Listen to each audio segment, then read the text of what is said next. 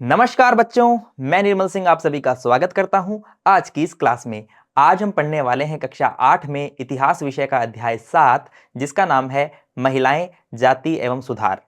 इसका भाग 1 है भारत के रूढ़िवादी समाज में परिवर्तन की शुरुआत। इस पूरे अध्याय में हम जानेंगे कि किस प्रकार भारत के रूढ़िवादी समाज में परिवर्तन की शुरुआत की गई।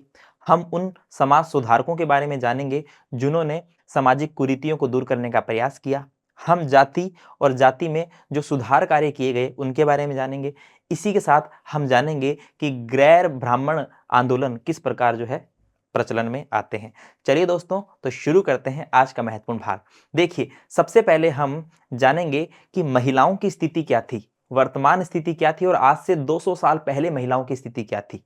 फिर उसके बाद में दोस्तों धीरे धीरे हम जानने का प्रयास करेंगे कि समाज में कौन कौन सी कुरीतियां व्याप्त थी और उन्हें दूर करने का प्रयास किन किन समाज सुधारकों द्वारा किया गया। चलिए सबसे पहले देखते हैं महिलाओं के वर्तमान और 200 साल पूर्व के हालात। आपको क्या लगता है कि आज जैसे महिलाएं स्वतंत्र रूप से कहीं भी जा सकती है, किसी भी प्रकार की शिक्षा ग्रहण कर सकती है, किसी भी क्षेत्र में अपना कैरियर बना सकती है? क्या आज से 200 साल पहले भी वही स्थिति थी? नहीं दोस्तों, महिलाओं को हर क्षेत्र में दबाने का प्रयास किया जाता था।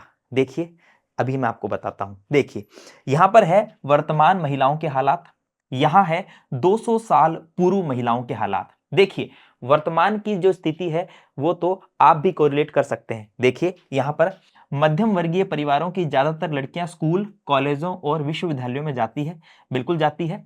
अभी वर्तमान में हम देखते हैं महिलाएं जो है स्कूल भी जाती है, कॉलेज भी जाती है, शिक्षा ग्रहण करती है। यहाँ की बात करें 200 साल पहले की, तो शिक्षा तक महिलाओं की प्राय कोई पहुंच नहीं थी। महिलाओं को शिक्षा का अधिकार ही नहीं था, पढ़ लिख सकती ही नहीं थी। ऐसा माना जाता था कि अगर महिलाएं ज्यादा पढ़ लेगी तो जल्दी विधवा हो जाएगी, ऐसी मान्यताएं थी। ठीक है। और महिलाओं को घर से बाहर भी नहीं भेजा जाता था। क्यों? लगता था, ऐसा मानते थे उनके पेरेंट्स कि अगर महिलाओं को स्कूल भेजा जाएगा तो स्कूल वाले जो हैं वो महिलाओं को किडनैप कर लेंगे रास्ते में। ठीक है। या फिर महिलाएं जो है फिर घर का काम नहीं करेगी। उन्हें ऐसा समझा जाता था कि महिलाएं घर का काम करने के लिए ही बनी है। आगे देखिए, लड़कियां विभिन्न प्रकार की नौकरियां करती हैं। बिल्कुल वर्तमान में करती है। इसी के साथ में कानूनन शादी के लिए उनका बालिग होना जरूरी है। बिल्कुल, आज अगर हम देखें तो महिलाओं को विवाह के लिए 18 वर्ष की आयु होनी जरूरी है और पुरुषों के लिए 21 वर्ष। इसी के साथ में किसी भी जाति व समुदाय के व्यक्ति से शादी कर सकती है। आज वर्तमान में हम देखते हैं लव मैरिज होती है, इंटरकास्ट मैरिज होती है। तो आज ये चीजें संभव है। सभी महिलाएं वोट डाल सकती है और चुनाव लड़ सकती है। बिल्कुल हम देखते हैं, अरे हमारी तो वर्तमान में भारत की राष्ट्रपति भी जो है वो महिला ही है, द्रौपदी मुर्मू जी, है ना। तो देखिए, महिलाएं जो है हर क्षेत्र में जा सकती है, चुनाव भी लड़ सकती है और मतदान भी कर सकती है। 200 साल पहले की कंडीशन में देखो, हिंदू व मुसलमान दोनों धर्मों के पुरुष एक से ज्यादा पत्नियां रख सकते थे। बिल्कुल, बहुपत्नी विवाह पहले प्रचलन में था, अभी वर्तमान में इतना नहीं है। ठीक है। इसी के साथ में विधवाओं को अपने पति की चिता के साथ ही जिंदा जला दिया जाता था। एक सबसे बड़ी कुरीति थी सती प्रथा, जिसमें जो महिला है वह अपनी पति की मृत्यु के साथ ही उसी चिता में जो है जल जाया करती थी। क्योंकि अगर वह बच जाएगी, यानी कि अगर वह सती प्रथा को नहीं फॉलो करेगी तो विधवा महिला की स्थिति भी बहुत बुरी थी। विधवाओं के साथ बहुत बुरा व्यवहार किया जाता था और वो सती हो जाती थी तो उसको सम्मान की दृष्टि से देखा जाता था कि ये तो सती है। लेकिन आप खुद सोचिए कि ऐसे किसी का जीवन छीन लेना सही भी नहीं है। इसी के साथ शादी बहुत कम उम्र में ही कर दी जाती थी। हाँ, अभी हम देखते हैं कि अभी जो महिलाएं हैं वो अच्छे से पहले पढ़ाई पूरी करती है, उसके बाद में उनका विवाह होता है। पहले जो है शादी पहले ही हो जाती थी, यानी कि बाल विवाह हो जाया करते थे। कम उम्र में ही महिलाओं की 11-12 साल की उम्र में ही महिलाओं की शादी कर दी जाती थी। तो देखिए, ये फर्क है वर्तमान महिला और आज से 200 साल पहले वाली महिला के जीवन में। अब आइए आगे जानते हैं जातियों का श्रेणीक्रम। इसी के साथ प्यारे बच्चों, जातियों का भी श्रेणीक्रम हो रखा था। ब्राह्मण सबसे ऊंची जाति मानी जाती थी, उसके बाद में क्षत्रिय, उसके बाद में व्यापार व्यवसाय करने वाली जाति थी जिसका नाम था वैश्य, उसके बाद में शूद्र होते थे। ठीक है ना। और हम देखते हैं कि जो गांव की साफ सफाई किया करते थे, जिनको सबसे निचले पायदान पे रखा गया है और उन्हें अछूत भी कहा जाता था और उनके साथ में बहुत सारे भेदभाव भी किए जाते थे। आइए देखते हैं किस प्रकार का ये जातिगत श्रेणीक्रम हमें देखने को मिलता है। देखिए, लोग जातियों में बटे हुए थे। ब्राह्मण और क्षत्रिय खुद को ऊंची जाति मानते थे, है ना। ब्राह्मण जो है वे स्वयं को ऊंची जाति मानते थे, क्षत्रिय ऊंची जाति मानते थे और नीची जाति वालों को जो है अछूत मानते थे।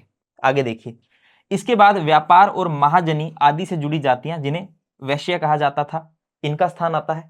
फिर उसके बाद में काश्तकार, बुनकर है, कुम्हार है, जिन्हें शूद्र कहा जाता था। ऐसे लोग आते थे।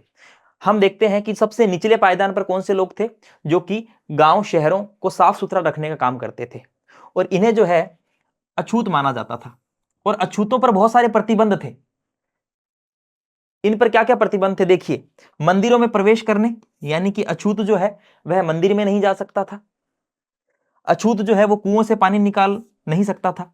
जो ऊंची जाति के जो लोग हैं, जिस कुएं से पानी निकाल रहे हैं, जिस कुएं से पानी पिएंगे, उस कुएं में अछूत व्यक्ति जो है पानी नहीं निकाल सकता था। उसके बाद में घाट तालाबों पर नहाने की इन्हें अनुमति नहीं थी। कौन से घाट तालाब? जो घाट तालाब ऊंची जाति के लोग काम में ले रहे हैं, उन घाट तालाबों में अछूतों की जाने की कोई भी परमिशन नहीं थी, इनको प्रतिबंधित किया गया। तो देखिए दोस्तों, बहुत सारा भेदभाव हमें यहाँ पर देखने को मिलता है। तो देखिए, समाज में तो बहुत सारी कुरीतियां व्याप्त है, और अब इन कुरीतियों को दूर करने के प्रयास भी किए जाएंगे। चलिए आगे हम देखते हैं परिवर्तन की दिशा में उठते कदम। अब हम देख रहे हैं कि अब इन बुराइयों को दूर करने के लिए समाज सुधारक सामने आते हैं। 19वीं सदी की शुरुआत से ही संचार के नए तरीके विकसित हो रहे थे। पहली बार किताबें, अखबार, पत्रिकाएं, पर्चे और पुस्तिकाएं छप रही थी। ठीक है, अब देखिए यहां पर जो है पुस्तक है, अखबार है, पर्चे हैं, संचार है, इनके माध्यम से जो है अब लोग क्या है, अपने विचारों को रख रहे हैं। ठीक है, लोग अपनी भाषाओं में अपने विचार व्यक्त कर सकते थे। अगर किसी व्यक्ति को ऐसा लगता था कि ये भेदभाव हो रहा है समाज में, या फिर ये जो प्रथा है ये समाज में बुरी है, तो वो अपने विचार रख सकता था। यहां पर हम देखते हैं सामाजिक, राजनीतिक, आर्थिक और धार्मिक मुद्दों पर पुरुष और कभी कभी महिलाएं जो है आपस में चर्चा करती थी कि ये चीज सही नहीं है, ये चीज गलत है समाज में, है ना। तो समाज सुधारक जो है फिर सामने आते हैं, और उन्हीं समाज सुधारकों में हम देखते हैं दोस्तों राजा राम मोहन राय। राजा राम मोहन राय, जिन्हें हम कह सकते हैं कि जो भारतीय पुनर्जागरण है उनका अग्रदूत भी मान सकते हैं। ठीक है, राजा राम मोहन राय जो है भारत के प्रसिद्ध समाज सुधारक है, जिन्होंने सती प्रथा को लेकर जो है आवाज उठाई थी। बिल्कुल, उन्होंने कलकत्ता में ब्रह्मो समाज के नाम से एक सुधारवादी संगठन बनाया, जो आगे चलकर जो है ब्रह्म समाज बनता है। ब्रह्मो सभा है, आगे चलकर ब्रह्म समाज के नाम से प्रसिद्ध होगा ये, है ना। राजा राम मोहन राय देश में पश्चिमी शिक्षा का प्रसार करने और महिलाओं की स्वतंत्रता व समानता के पक्ष में पक्षधर थे, याद रखिएगा। यानी कि राजा राम मोहन राय जो है वे एक तो पश्चिमी शिक्षा के समर्थक थे। हम गांधी जी के बारे में पढ़ते हैं, गांधी जी पश्चिमी शिक्षा के समर्थक नहीं थे, वो विरोध करते थे। वो मानते थे कि पश्चिमी शिक्षा ने हमें गुलाम बना दिया, दास बना दिया। लेकिन दोस्तों, राजा राम मोहन राय का मानना था कि पश्चिमी शिक्षा जो है वह भी होनी जरूरी है। इसी के साथ में वे महिलाओं की स्वतंत्रता व समानता के पक्षधर भी माने जाते थे। राजा राम मोहन राय को बहुत सारी भाषाओं का ज्ञान भी था दोस्तों, और अंग्रेज जो है वे भी समर्थक होते हैं राजा राम मोहन राय की बातों से। ठीक है, और इसीलिए 1829 में सती प्रथा पर प्रतिबंध भी लगाया जाता है, हम अभी बात करेंगे। आगे देखिए, विधवा के जीवन में परिवर्तन के प्रयास। विधवा के जीवन में परिवर्तन करने के प्रयास किए गए। कैसे? क्योंकि विधवा का जो जीवन था वो बहुत ही बुरा जीवन था, है ना। उसके साथ में दोस्तों बहुत ज्यादा भेदभाव किया जाता था, उसे अपशगुनी माना जाता था, है ना। उसको घर में उतना सम्मान नहीं मिलता था जितना उसे शादी के समय मिलता था, है ना। अब पति की मृत्यु होने के बाद में दोस्तों विधवा को इतना सम्मान नहीं मिलता था, तो इनकी स्थिति में सुधार करने की जरूरत थी। तो राजा राम मोहन राय ने सती प्रथा का विरोध किया। सती प्रथा जिसके अंदर महिला जो है अपने पति की मृत्यु के साथ ही उसी की चिता में जलकर जो है भस्म हो जाती थी। ठीक है, इन्हें संस्कृत का, फारसी का और भारतीय यूरोपीय भाषाओं का अच्छा ज्ञान था, और अंग्रेज अफसर भी राजा राम मोहन राय की बातों से सहमत थे। और फाइनली दोस्तों 1829 के अंदर, याद रखिएगा, सती प्रथा पर जो है पाबंदी लगाई गई। किनके प्रयासों से? राजा राम मोहन राय के प्रयासों से। इसी के साथ में एक और नायक हमारे सामने है, एक और प्रसिद्ध समाज सुधारक हमारे सामने है, जिनका नाम क्या है बच्चों? ईश्वर चंद्र विद्यासागर। ईश्वर चंद्र विद्यासागर जो है वो विधवाओं की स्थिति सुधारने के लिए बहुत ज्यादा प्रयास करते हैं, और 1856 में इन्हीं के प्रयासों से 1856 में विधवा विवाह के पक्ष में एक कानून पारित होता है, जो ये बात कहता है कि विधवाओं का विवाह हो सकता है ना, विधवा विवाह, ताकि दोबारा से उनको नया जीवन मिल सके। ठीक है, चलिए आगे हम देखते हैं। मद्रास प्रेसिडेंसी के तेलुगु भाषी इलाकों में वीरेशलिंगम पंतुलु, ये क्या करते हैं? इन्होंने भी विधवा विवाह के समर्थन में एक संगठन बनाया था। तो हम देखें तो वीरेशलिंगम पंतुलु जो है ये भी विधवा विवाह के समर्थक होते हैं। ठीक है, तो बहुत सारे समाज सुधारक आते हैं जो कि समाज में बदलाव लाना चाहते हैं। हम यहाँ पर आर्य समाज के संस्थापक की बात करेंगे, जिनका नाम है स्वामी दयानंद सरस्वती। स्वामी दयानंद सरस्वती ने भी विधवा विवाह का समर्थन किया। दयानंद ने 1875 में आर्य समाज की स्थापना की थी, और आर्य समाज ने हिंदू धर्म को सुधारने का प्रयास किया था। आर्य समाज जो है हिंदू धर्म में सुधार कार्यक्रम चालू करता है। तो स्वामी दयानंद सरस्वती जो है वे लोगों को वेदों की तरफ लौटने की बात करते हैं, बैक टू द वेदास, वैदिक संस्कृति को अपनाने की बात करते हैं। ठीक है, तो ये भी एक समाज सुधारक थे। तो इस प्रकार जो है समाज में धीरे धीरे परिवर्तन आता है, महिलाओं की स्थिति में सुधार आता है, विधवाओं की स्थिति में जो है परिवर्तन आने लगता है, उनकी कंडीशन को सुधारने के प्रयास किए जाते हैं इन समाज सुधारकों द्वारा। आगे देखते हैं, लड़कियां स्कूल जाने लगी।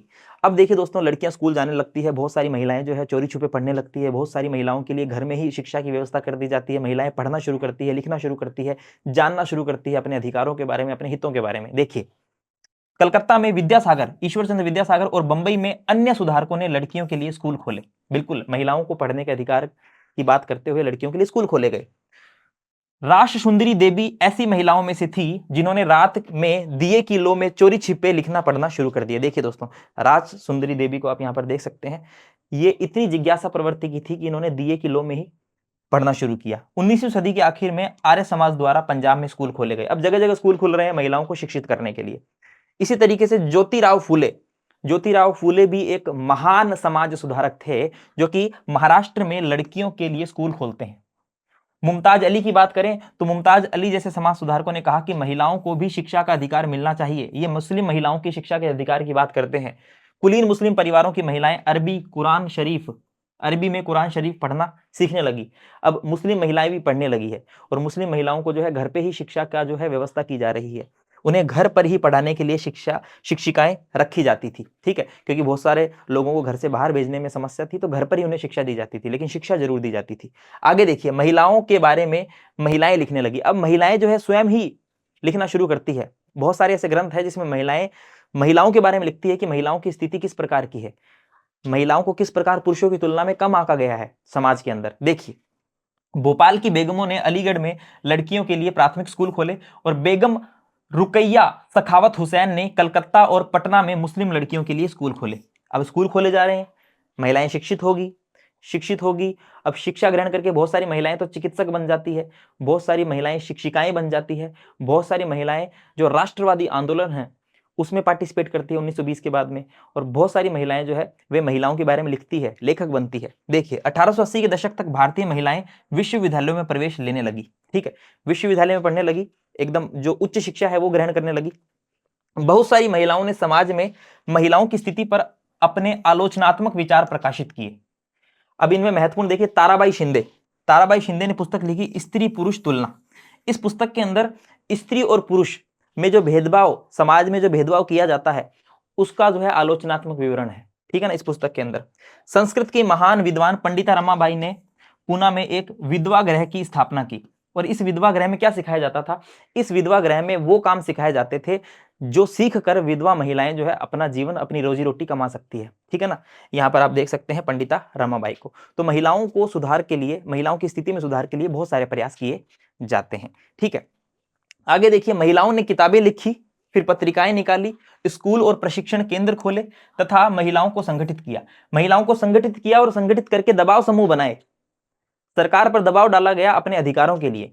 देखिए, वे महिलाओं को मताधिकार, बेहतर स्वास्थ्य सुविधाएं और शिक्षा के अधिकार के बारे में कानून बनाने के लिए राजनीतिक दबाव समूह बनाने लगी थी।